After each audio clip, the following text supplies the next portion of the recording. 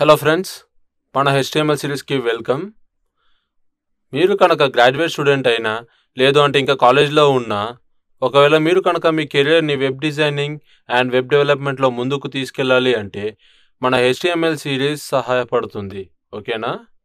మీరు కనుక సరిగ్గా tutorials, examples and practical points చూసి ఉంటే ప్రతి ట్యాగ్ అండ్ ఎలిమెంట్ మన సిరీస్లో ఇవ్వబడింది. ఓకే, మీరు మీ కెరియర్ని ముందుకు తీసుకువెళ్ళొచ్చు ఒక వెబ్ డెవలపర్గా లేదా ఒక వెబ్ డిజైనర్గా.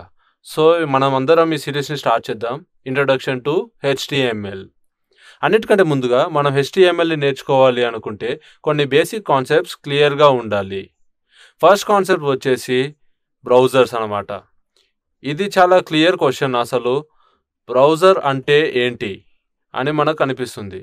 సో మీరు మీ సిస్టంలో ఇన్స్టాల్ చేసే బ్రౌజర్ మనం కంప్యూటర్ యూజ్ చేయడానికి అండ్ ఏదైనా వెబ్సైట్ని ఓపెన్ చేయడానికి ఒక బేసిక్ నీడ్. ఇక్కడ కొన్ని నేమ్స్ ఇస్తున్నా, అవే Google Chrome, Internet Explorer and Firefox. ఒకవేళ మీరు Mac, Apple desktop or laptop use చేసినట్లు అయితే సఫారీ బ్రౌజర్ మ్యాక్ ఆపరేషన్ సిస్టంలో ఇన్స్టాల్ అయ్యి ఉంటుంది అండ్ ఎడ్జ్ బ్రౌజర్ విండోస్ కంప్యూటర్లో ఇన్స్టాల్ అయ్యి ఉంటుంది. ఓకేనా? ఇక్కడ ఇచ్చిన నేమ్స్ అన్నీ బ్రౌజర్స్ పేర్లు.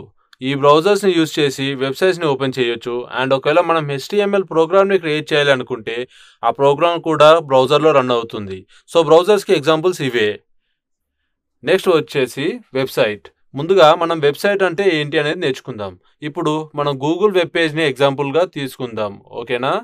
చూడండి, స్క్రీన్లో ఇచ్చింది ఏంటి అంటే గూగుల్ ఎక్కువగా యూజ్ చేసే సెర్చ్ ఇంజిన్ అనమాట. ఇప్పుడు వెబ్సైట్ అంటే ఏంటి? సాధారణంగా వెబ్ పేజెస్ యొక్క కలెక్షన్నే వెబ్సైట్స్ అని అంటారు. ఒకవేళ వెబ్ పేజెస్ యొక్క కలెక్షన్ని వెబ్సైట్ అంటే ఇప్పుడు మనకి వచ్చే క్వశ్చన్ ఏంటి అంటే వెబ్ పేజ్ అంటే ఏంటి? వెబ్ పేజ్లో ఇన్ఫర్మేషన్ ఉంటుంది లేదా డైనమిక్ టాస్క్ని పర్ఫామ్ చేస్తుంది. మనం డిఫరెంట్ టాస్క్ కోసం క్రియేట్ చేసే వెబ్ పేజెస్ని కలెక్ట్ చేసి సర్వర్లో హోస్ట్ చేస్తారు లేదా ఫోల్డర్లో పెడతారు. కాబట్టి ఒక వెబ్ పేజ్ కంటే ఎక్కువగా ఉంటే కలెక్షన్ లాగా దాన్ని వెబ్సైట్గా చెప్తారు. ఓకేనా? ఎగ్జాంపుల్కి మనం LearnOne వెబ్సైట్ని చూస్తే అందులో డిఫరెంట్ ట్యుటోరియల్స్కి, కోర్సెస్కి ఒకటి కంటే ఎక్కువ వెబ్ పేజెస్ ఉంటాయి. దాని కింద ఉన్నది ఫూటర్, అక్కడ అబౌట్ అస్, కెరియర్స్ అనే వెబ్ పేజెస్ని ప్లేస్ చేస్తారు. ఈ వెబ్ పేజెస్ అన్నీ LearnOne వెబ్సైట్లో హోస్ట్ చేశారు. ఈ వెబ్సైట్ ఈ అన్ని వెబ్ పేజెస్ యొక్క కలెక్షన్. ఇప్పుడు మేజర్గా వెబ్సైట్స్ 2 టైప్స్ ఉంటాయి. ఫస్ట్ టైప్ వచ్చేసి స్టాటిక్ వెబ్సైట్. అసలు స్టాటిక్ వెబ్సైట్ అంటే ఏంటి? ఎప్పుడైతే వెబ్సైట్ అండ్ అందులో కంటెంట్ ప్రతి యూజర్కి సేమ్ అయితే దాన్ని స్టాటిక్ వెబ్సైట్ అని అంటారు. ఎగ్జాంపుల్కి నేను LearnOne వెబ్సైట్లోని అబౌట్ అస్ పేజ్ స్క్రీన్షాట్ని అటాచ్ చేశాను. నేను పేజ్ ఓపెన్ చేస్తాను. సో అది LearnOne వెబ్సైట్. మీరు చూడొచ్చు చాలా కంటెంట్ వెబ్సైట్లో ఇచ్చారు. మనం అబౌట్ అస్ పేజ్లోకి వెళ్తే ఇక్కడ ఏదైతే కంటెంట్ మనం చూస్తున్నామో అది బేసిక్ HTML.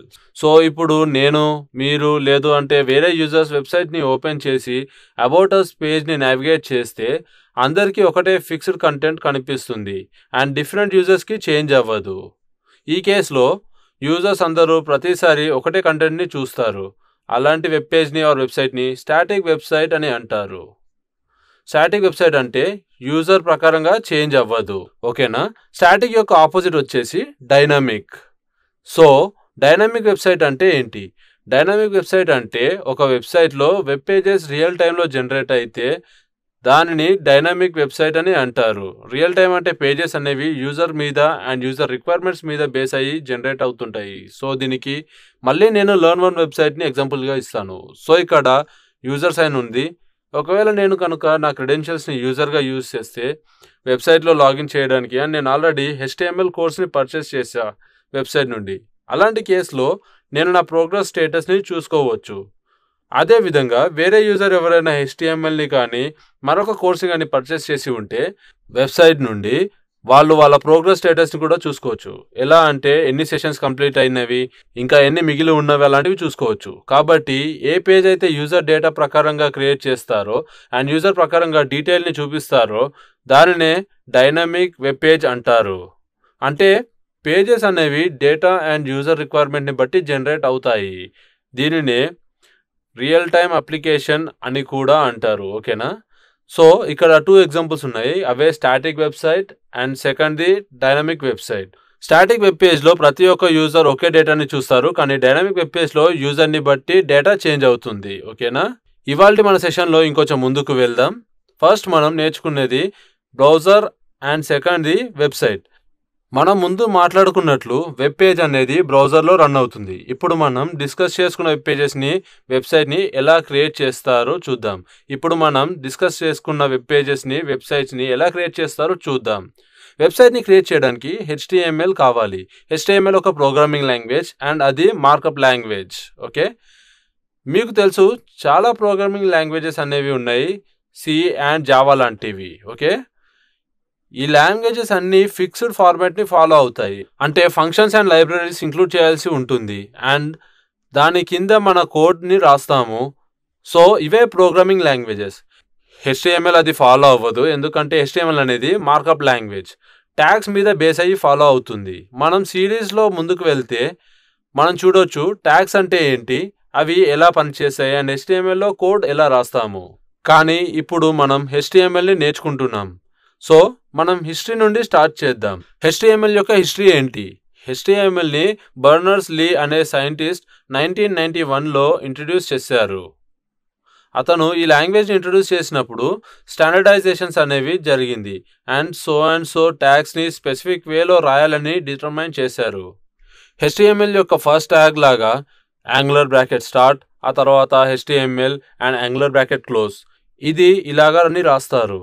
స్టాండర్డైజేషన్ తర్వాత ఏ వేలో ట్యాగ్ని రాయాలి అండ్ ట్యాగ్స్ యొక్క నేమ్స్ని డిటర్మైన్ చేస్తుంది. ఓకే, HTML యొక్క సెకండ్ వర్షన్ 1995లో పబ్లిష్ అయ్యింది అండ్ దానిని HTML 2.0 అని పిలుస్తారు. ఓకే, దాని తర్వాత HTML 4.01 చాలా మార్పులతో మార్కెట్లోకి వచ్చింది అండ్ ఇప్పటి వరకు అదే యూజ్ చేస్తున్నారు. మేజర్ చేంజెస్ చేశారు, చాలా యూస్ఫుల్ అండ్ కొత్త ట్యాగ్స్ని యాడ్ చేశారు. ప్రజెంట్ మనం యూజ్ చేసే వెబ్సైట్స్ అండ్ మన చుట్టూ చూసేవి వెబ్సైట్స్లో చాలా వరకు HTML 4ని యూజ్ చేసి క్రియేట్ చేసినవే. దాని తర్వాత 2012లో బెటర్ వేరియేషన్తో అండ్ కొత్త టెక్నాలజికల్ అండ్ యూస్ఫుల్ ట్యాగ్స్తో HTML 5 పబ్లిష్ అయింది. ఓకే, అండ్ ఇప్పుడు మనం వీడియోని ఆడియోని వెబ్ పేజెస్లో ఇంక్లూడ్ చేయొచ్చు. ఈ చేంజెస్ HTML 5లో చేశారు. సో ఇదే HTML హిస్టరీ. ఓకేనా? HTML 1991లో ఇంట్రడ్యూస్ చేశారు. దాని తర్వాత HTML 2.0లో స్టాండర్డైజేషన్ జరిగింది. 4.0 HTML యొక్క స్టేబుల్ వర్షన్. దాని తర్వాత కొత్తవి and useful tags, audio, video and ఇమేజ్ని రిప్రజెంట్ చేయడానికి క్యాన్వాస్ లాంటివి HTML 5ని ఇంట్రడ్యూస్ చేశారు. ఇది అయితే ఇప్పుడు మనం వాడుతున్నాం. సో ఈ సిరీస్లో ప్రోగ్రామ్స్ అన్ని HTMLని యూజ్ చేసి రాస్తాము. ఇదే మన HTML యొక్క హిస్టరీ అన్నమాట. ఇప్పుడు మనం HTML అంటే ఏంటో చూద్దాము. ఓకే, HTML అంటే హైపర్ టెక్స్ట్ మార్కప్ లాంగ్వేజ్ అని అర్థం అన్నమాట. ఓకేనా?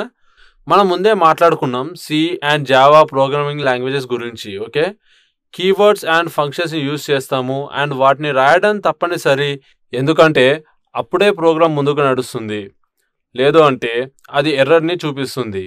అలానే HTMLలో కీవర్డ్స్ ఉండవు బట్ మార్కప్స్ ఉంటాయి. మార్కప్స్ అంటే ట్యాగ్స్. ఓకే, ఎందుకు అంటే HTML ట్యాగ్ బేస్డ్ లాంగ్వేజ్ కాబట్టి మనం ఏదైనా రాసినట్టు అయితే దానికి తగిన ట్యాగ్ యూజ్ చేసి ప్రోగ్రామ్ అనేది రాయాలి. ఆ తర్వాత మనం HTMLని వెబ్ అప్లికేషన్ అండ్ వెబ్ పేజెస్ని క్రియేట్ చేయడానికి యూజ్ చేస్తాము. మనం లెర్న్ వెబ్సైట్ని చూసినట్లయితే మనం ఒక వెబ్సైట్ని ఒక వెబ్ పేజ్ని యూజ్ చేసి క్రియేట్ చేయలేము, కానీ అది చాలా వెబ్ పేజెస్ యొక్క కలెక్షన్. ఇప్పుడు వెబ్ పేజ్ని ఎలా క్రియేట్ చేస్తాము? వెబ్ పేజెస్ని HTML యూజ్ చేసి క్రియేట్ చేస్తాము. ఎప్పుడైతే HTMLలో ప్రోగ్రామ్ కానీ కోడ్ కానీ చేసినప్పుడు మనం HTMLని యూజ్ చేసి కేవలం వెబ్ పేజెస్నే కాదు వెబ్ అప్లికేషన్స్ కూడా క్రియేట్ చేయొచ్చు. ఇంకా ముందు ఈ సెషన్లో మనం చూడొచ్చు. ఓకేనా? Web applications, web pages and websites అంటే ఏంటి అని. వెబ్ అప్లికేషన్స్ అనేవి పర్టికులర్ టాస్క్కి యూజ్ అవుతాయి అండ్ మనం ఆ అప్లికేషన్ని టాస్క్ని ఫుల్ఫిల్ చేయడానికి ఇన్ఫర్మేషన్ని వెబ్సైట్ ద్వారా లేదా వెబ్ పేజ్ ద్వారా పాస్ చేయడానికి యూజ్ అవుతుంది. ఓకే, నెక్స్ట్ HTML ఏది అయితే వెబ్లో ఎక్కువగా యూజ్ చేసే లాంగ్వేజ్. ఎస్, ఇది నిజం. వెబ్లో ఎక్కువగా యూజ్ చేసే లాంగ్వేజ్ HTML. HTML సహాయంతో మనం స్టాటిక్ పేజ్లనే క్రియేట్ చేయొచ్చు. ఇది చాలా ఇంపార్టెంట్. ఏంటి అంటే స్టాటిక్ వెబ్సైట్ని HTML ద్వారా మాత్రమే క్రియేట్ చేయగలము.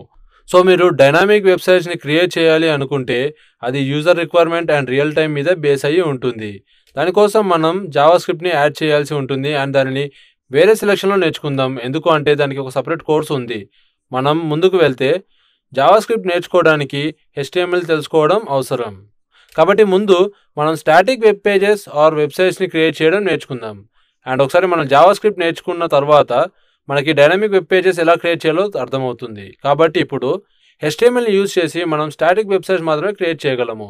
ఇప్పుడు డిస్క్రిప్షన్ ద్వారా చూద్దాము మనకి ఏం అర్థమయ్యిందో. HTML అనేది మార్కప్ లాంగ్వేజ్. అది ప్రోగ్రామింగ్ లాంగ్వేజ్ కాదు. ప్రోగ్రామింగ్ లాంగ్వేజ్ అంటే C, జావా ఎక్సెట్రా. HTML ఒక మార్కప్ లాంగ్వేజ్. అది ట్యాగ్ బేస్డ్ మెథడ్ని ఫాలో అవుతుంది. HTMLకి ఇది ఒక బ్రీఫ్ ఇంట్రడక్షన్. ఇప్పుడు మనం ముందుకు వెళ్ళి టెక్స్ట్ ఎడిటర్ని చూద్దాం. ఇప్పటి వరకు మనం HTML బ్రౌజర్స్ అండ్ వెబ్సైట్స్ని నేర్చుకున్నాము. ఇప్పుడు ఒక క్వశ్చన్ అనేది మనకు వస్తుంది, ఎక్కడ మనం కోడ్ ఆర్ ప్రోగ్రామ్ని రాస్తాము. ఎప్పుడు మనం HTMLలో ప్రోగ్రామ్ రాస్తాము. మీరు కాలేజ్లో ఉన్నప్పుడు కానీ లేదా గ్రాడ్యుయేషన్ చదివేటప్పుడు మనం C అండ్ జావా చాలా వరకు ఇంజనీరింగ్లో నేర్చుకుంటాం. C అండ్ జావాలో కోడ్స్ని నేర్చుకోవడానికి రాయడానికి మనం పర్టికులర్ టూల్స్ని యూజ్ చేస్తాము. కానీ ఇక్కడ మనం నోట్ ప్యాడ్ లాంటివి యూజ్ చేస్తాము HTML నేర్చుకున్నప్పుడు. మీరు కనుక విండోస్ ఆపరేటింగ్ సిస్టమ్ని యూజ్ చేసినట్లయితే అందులో వచ్చే inbuilt editor note pad. Okay, మీరు కనుక ఇంకా డీప్గా వెళ్ళి ఎక్కువ ఫంక్షనాలిటీస్ని యూజ్ చేసుకోవాలి అనుకుంటే సబ్లైమ్ టెక్స్ట్ ఎడిటర్ని యూజ్ చేయొచ్చు. మీరు బ్రౌజర్లో ప్రోగ్రామ్ రన్ చేయొచ్చు. ఎలా అంటే HTML కోడ్ని 2 ప్లాట్ఫామ్స్లో యూజ్ చేసి. మనం HTML కోడ్ని నోట్ ప్యాడ్లో రాస్తే అది సింపుల్ లైన్స్లో కనిపిస్తుంది, కింద ఎగ్జాంపుల్లో ఇచ్చినట్టుగా. ఓకేనా, మనం ఎక్స్టర్నల్ ఎడిటర్ని యూజ్ చేసేటప్పుడు మనం చూసే ట్యాగ్స్ని హైలైట్ అవుతాయి. కేవలం ట్యాగ్స్ మాత్రమే కాదు, టెక్స్ట్ ఎడిటర్ ప్రొవైడ్ చేసే చాలా ఫంక్షనాలిటీస్ ఉన్నాయి. మన కంప్లీట్ సెషన్లో మనం సబ్లైమ్ టెక్స్ట్ని యూజ్ చేయబోతున్నాము. ఈ ఇంట్రడక్టరీ సెక్షన్లో మనం సబ్లైమ్ టెక్స్ట్ అంటే ఏంటో చూద్దాము. ఓకేనా, ముందు మనం దాన్ని ఎలా ఇన్స్టాల్ చేయాలి అనేది చూద్దాం. మనం సబ్లైమ్ టెక్స్ట్ వెబ్సైట్ని చూద్దాం. సబ్లైమ్ టెక్స్ట్ యొక్క ప్రజెంట్ వర్షన్ 3. సో ఇది సబ్లైమ్ టెక్స్ట్ యొక్క వెబ్సైట్. జస్ట్ సైట్లోకి వెళ్ళండి. మనం వెబ్సైట్ని చూపించినప్పుడు డౌన్లోడ్ ఆప్షన్ అనేది ఇస్తారు. అది కాకుండా డౌన్లోడ్ ఆప్షన్ కూడా ఇచ్చారు. కాబట్టి మనం సబ్లైమ్ టెక్స్ట్ ఎడిటర్ని డౌన్లోడ్ చేసి ఇన్స్టాల్ చేయాలి. అండ్ ఈ సెషన్లో దానిని ఎలా చేయాలనేది కూడా చూపిస్తాను. కాబట్టి వెబ్సైట్లో డౌన్లోడ్ ఆప్షన్లోకి వెళ్ళండి. అండ్ నేను విండోస్ ఆప్షన్ని సెలెక్ట్ చేసుకున్నా అండ్ సబ్లైమ్ టెక్స్ట్ డౌన్లోడ్ అవుతుంది. ఓకేనా, ఇది అయిపోగానే ఫోల్డర్ ఆప్షన్లోకి వెళ్ళండి. ఇక్కడ ఫోల్డర్లో నేను సబ్లైమ్ టెక్స్ట్ని చూడొచ్చు. ఇప్పుడు ఓపెన్ చేయడానికి రైట్ క్లిక్ చేసి ఓపెన్ని సెలెక్ట్ చేయండి. మనం రన్ మీద క్లిక్ చేయగానే ఎగ్జిక్యూషన్ తర్వాత ఫైల్స్ ఎక్కడ స్టోర్ చేయాలో పాత్ని సెలెక్ట్ చేయాలి. మనం డిఫాల్ట్ పాత్ని కూడా యూజ్ చేసుకోవచ్చు. నేను సేమ్ అదే పెడుతున్నాను. నెక్స్ట్ మీద క్లిక్ చేయండి. క్లిక్ నెక్స్ట్ అండ్ ఇన్స్టాల్ మీద క్లిక్ చేయండి. ఇన్స్టాలేషన్ కంప్లీట్ అవ్వగానే ఫినిష్ బటన్ మనకి కనిపిస్తుంది. అండ్ ఫినిష్ క్లిక్ చేయగానే డెస్క్టాప్ మీద సబ్లైమ్ టెక్స్ట్ ఐకాన్ కనిపిస్తుంది. సబ్లైమ్ టెక్స్ట్ ఇన్స్టాలేషన్ కంప్లీట్ అయింది. కాబట్టి ఇప్పుడు సబ్లైమ్ టెక్స్ట్ని ఓపెన్ చేద్దాం. స్టార్ట్ మీద క్లిక్ చేసిన తర్వాత ఇక్కడ మీరు సబ్లైమ్ టెక్స్ట్ చూడొచ్చు. దాని మీద క్లిక్ చేయండి అండ్ అప్పుడు ఎడిటర్ ఓపెన్ అవుతుంది. కాబట్టి మనం ప్రతి ప్రోగ్రామ్ ఆర్ కోడ్ని సబ్లైమ్ టెక్స్ట్లోనే రాస్తాము. ఈ సెషన్ మొత్తం ఇక్కడ మనకి నోట్ ప్యాడ్లో ఉన్నట్లుగా సేమ్ ఫంక్షనాలిటీస్ వస్తాయి. ఫైల్, ఎడిట్, సెలెక్షన్ మెనూస్ని ఇక్కడ ఇచ్చారు. ఆ మెనూస్ అన్నీ మేజర్గా వ్యూ పర్పస్ కోసమే, కొన్ని ఫార్మాటింగ్ పర్పస్కి. ఇప్పుడు నేను ఎలాంటి ప్రోగ్రామ్ రాయలేదు, అందుకే లెఫ్ట్ మోస్ట్ కార్నర్లో ప్లెయిన్ టెక్స్ట్ అనేది చూపిస్తుంది. కానీ ప్రోగ్రామ్ రాసిన తర్వాత సేవ్ చేస్తే దానికి ఎక్స్టెన్షన్ ఇస్తాము .stm ఆర్ .html అని. మనం ఈ ప్రోగ్రామ్ని HTMLగా కన్వర్ట్ చేయగానే ప్లెయిన్ టెక్స్ట్ ప్లేస్లో అది HTML కనిపిస్తుంది. ఆ కేసులో మనకి తెలుసు ఏదైతే ప్రోగ్రామ్ మనం రాస్తున్నామో అది మనకి HTML ప్రోగ్రామ్ అని. మనం టెక్స్ట్ ఎడిటర్ అంటే ఏంటో నేర్చుకున్నాము, దాన్ని ఎలా ఇన్స్టాల్ చేయాలి. మన స్లైడ్లో ముందుకు వెళ్తే నెక్స్ట్ వచ్చేసి HTML5. ఇప్పటివరకు మనం HTMLని ఎలా ఇన్వెంట్ చేసాము, పబ్లిష్ చేసాము అండ్ HTMLలో ఎలా ప్రోగ్రామ్ చేయొచ్చు, వాటి అడ్వాంటేజెస్ని నేర్చుకున్నాము. HTML యొక్క లేటెస్ట్ వర్షన్ HTML5. ఈ స్లైడ్లో మీకు ఎక్స్ప్లెయిన్ చేస్తాను HTML4లో కంటెంట్స్ ఏంటి అండ్ HTML5లో కొత్తవి ఏంటి. Firstly HTML4 or less useful tags in HTML5లో రిమూవ్ చేశారు. అవి అసలు యూస్ లేవు అని చెప్పలేము, కానీ కొన్ని ట్యాగ్స్ లెస్ యూస్ఫుల్ అన్నమాట. Centre, font and strike tags HTML4లో ఉంటాయి అండ్ వాటిని మనం HTML5లో యూజ్ చేయము. అది ఎగ్జాంపుల్, కానీ మనం ప్రోగ్రాంలో ముందుకు వెళ్ళే కొద్దీ ప్రతి ట్యాగ్ యొక్క యూసేజ్ నేర్చుకోవచ్చు. ఎక్కువ యూస్ఫుల్ థింగ్ ఏంటి అంటే మనం video, time, navigation, progress bar, meter etcetera HTML5లో యాడ్ చేయొచ్చు. కాబట్టి మనం వెబ్ పేజ్ని డిజైన్ చేసినప్పుడు దాని మీద ఏమైనా డ్రా చేయాలి అనుకుంటే ఆ పేజ్లో ఆ పర్పస్కి క్యాన్వాస్ని యూజ్ చేయొచ్చు. మనం ఏదైనా వీడియోని ఇంక్లూడ్ చేయాలి అనుకుంటే దాన్ని వీడియో ట్యాగ్ యూజ్ చేసి యాడ్ చేయొచ్చు. కాబట్టి అన్ని కొత్త అండ్ పనికొచ్చే ఫంక్షనాలిటీస్ అన్నీ HTML5లో ప్రొవైడ్ చేశారు. HTML4 అండ్ లోవర్ వర్షన్లో ఇవి అవైలబుల్గా లేవు. మనం రిజిస్ట్రేషన్ ఫామ్ని క్రియేట్ చేయొచ్చు లేదా అలాంటి ఫామ్ ఏదైనా చేయొచ్చు. టెక్స్ట్ ఆర్ నంబర్స్ లాంటి బేసిక్ ఇన్పుట్ ఫీల్డ్స్ అవైలబుల్గా ఉంటాయి, కానీ ఈమెయిల్ ఆర్ URL లాంటి యూస్ఫుల్ థింగ్స్ ఉండవు. ఓకేనా గైస్? కాబట్టి HTML5 యూజ్ చేసి ఈమెయిల్స్ అండ్ URLస్ని యాడ్ చేయొచ్చు. అలాగే మనం అవసరం ఏంటి అంటే APIని కూడా ఇంక్లూడ్ చేయొచ్చు. ఇప్పుడు API అంటే ఏంటి అంటే అప్లికేషన్ ప్రోగ్రామ్ ఇంటర్ఫేస్. ఎలా అంటే గూగుల్కి APIs అండ్ ఫంక్షనాలిటీస్ ఉన్నట్లుగా, కాబట్టి ఈ ఫంక్షనాలిటీస్ని APIs యూజ్ చేసి చేస్తాము. API మీడియేటర్గా వర్క్ అవుతుంది. ఇప్పుడు అనుకుందాం నేను గూగుల్స్ లొకేషన్ ఫంక్షనాలిటీని యూజ్ చేసుకోవాలి అనుకుంటున్నా. నేను అది ఎలా చేయగలను? నేను గూగుల్ యొక్క జియో లొకేషన్ APIని యూజ్ చేయొచ్చు గూగుల్స్ లొకేషన్ సర్వీసెస్ని యాక్సెస్ చేయడానికి. కాబట్టి నేను కనుక వేరే వెండర్స్ లేదా వేరే ఫంక్షనాలిటీస్ని యూజ్ చేసుకోవాలి అనుకుంటే దానిని API లాంటి మీడియేటర్ సర్వీసెస్ని యూజ్ చేసి చేయొచ్చు. ఈ ఫంక్షనాలిటీస్ని యూజ్ చేసుకోవడానికి HTMLని యూజ్ చేయొచ్చు. నేను కనుక జియో లొకేషన్ కోడ్ రాస్తే ఆ కోడ్ని యూజ్ చేసి నేను లొకేషన్ రిలేటెడ్ సర్వీసెస్ని యాక్సెస్ చేసుకోవచ్చు. డ్రాగ్ అండ్ డ్రాప్ ఫంక్షనాలిటీస్ని కూడా ప్రొవైడ్ చేశారు. HTML5 వెక్టర్ గ్రాఫిక్స్ని కూడా సపోర్ట్ చేస్తుంది. ఒకవేళ మనం గ్రాఫిక్ రిలేటెడ్ టాస్క్ ఆర్ ఏదైనా డ్రా చేయాలి అంటే. ఓకేనా? మన పేజ్లో ఎక్స్టర్నల్ ఇమేజ్ ఏదైనా ఇంక్లూడ్ చేయకూడదు అనుకుంటే, వెబ్ పేజ్లో ఏదైనా ఇమేజ్ డ్రా చేయాలి అనుకుంటే గ్రాఫిక్స్ యూజ్ చేసి మనం చేయొచ్చు. ఓకేనా? HTML5లో ఏదైనా మ్యాథమెటికల్ క్యాల్కులేషన్ పర్ఫామ్ చేయాలి అనుకుంటే MathML యూజ్ చేసి ఆ రిజల్ట్ యొక్క మ్యాథమెటికల్ క్యాల్కులేషన్ వెబ్ పేజ్లో కనిపిస్తాయి. ఓకేనా గైస్? లాస్ట్ ఇంకా జావా స్క్రిప్ట్, అది మనం నెక్స్ట్ సెషన్లో నేర్చుకోవచ్చు. వర్కర్ జావా స్క్రిప్ట్ యొక్క API కూడా HTML5లో యూజ్ చేయొచ్చు. ఓకేనా?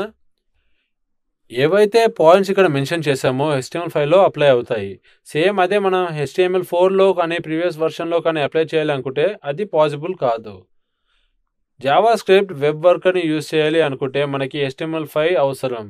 ఏదైనా గూగుల్ యొక్క APIs లేదా ఏదైనా వెక్టర్ గ్రాఫిక్స్ డ్రా చేయండి.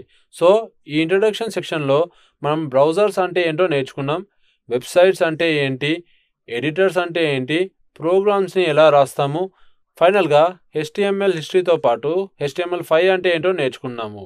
ఓకేనా? కాబట్టి మనం సిరీస్లో ముందుకు వెళ్ళే కొద్దీ మనం HTMLలో న్యూ థింగ్స్ నేర్చుకుందాం. నెక్స్ట్ సెషన్లో మనం ట్యాగ్స్ అండ్ అట్రిబ్యూట్స్ గురించి నేర్చుకుందాము. అండ్ మనం HTML ప్రోగ్రామ్ రాద్దాం, మనం అర్థం చేసుకోవచ్చు HTML ఎలా రాస్తారు అని. ఓకేనా? దానిని ఎలా సేవ్ చేయాలి అండ్ బ్రౌజర్లో ఎలా రన్ చేస్తాము అని. మన ప్రజెంట్ సెషన్లో ప్రాక్టికల్ని పర్ఫామ్ చేసాము, ఎడిటర్ని ఎలా ఇన్స్టాల్ చేయాలి అనేది. మళ్ళీ నేను ఎడిటర్కి నేమ్ ఇస్తున్నా, మనం కంప్లీట్ సెక్షన్లో యూజ్ చేస్తాము అదే సబ్లైమ్ టెక్స్ట్. అండ్ నేను మిమ్మల్ని రిక్వెస్ట్ చేస్తున్నా, మీరు అందరూ మీ సిస్టంలో ఇన్స్టాల్ చేసి ప్రోగ్రామ్ని రాయాలనేది నెక్స్ట్ సెషన్లో నేర్చుకుందాము. ఓకేనా? మీకు ఏమైనా క్వశ్చన్స్ లేదా క్వైరీస్ ఉంటే వీడియో కింద ఉన్న డిస్కషన్ బటన్ క్లిక్ చేసి అక్కడ పోస్ట్ చేయండి. ఇలా మీరు మీ ఫెలో లర్నర్స్తో కనెక్ట్ అయ్యి ఈ కోర్స్ గురించి డిస్కస్ చేసుకుంటారు. ఇంకా మా టీం కూడా మీ ప్రాబ్లమ్ని సాల్వ్ చేయడానికి ట్రై చేస్తుంది.